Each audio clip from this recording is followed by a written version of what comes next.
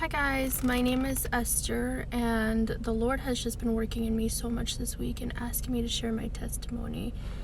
And He's been asking me this since last year, and the reason why I haven't done it is because, in all honesty, I feel like when you're putting all this content out, especially when it comes to what I've been going through, I feel like there can be a lot of backlash and people being like, oh, are you still struggling with that, or is this something that you're still dealing with? And the truth of the matter is, this is something that I will be dealing with for a very long time, and the reason why is because this is the cross that the Lord has told me to bear.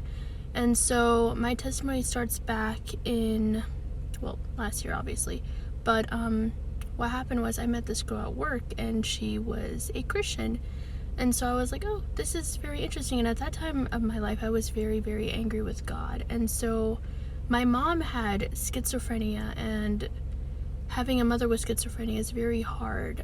She's always mad and angry and talking to herself and just really distraught and hopeless. And so my mom has been like this for a couple of years now. I would say about like 10 right now. And so I've been asking the Lord, like, why aren't you healing my mom? Why aren't you delivering her from this? And I kept being angry at him for all these years because this healing was not happening. And the one thing I've realized is it's not going to happen unless it's His time.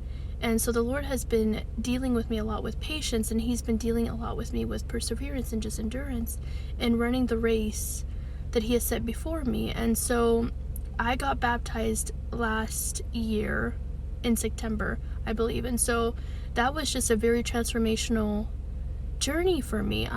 I felt the Holy Spirit just day 2, or even day 1, honestly, after the baptism. I just felt the Holy Spirit dwelling in me, and since then He's just been creating such a beautiful woman right now that I see that I've become.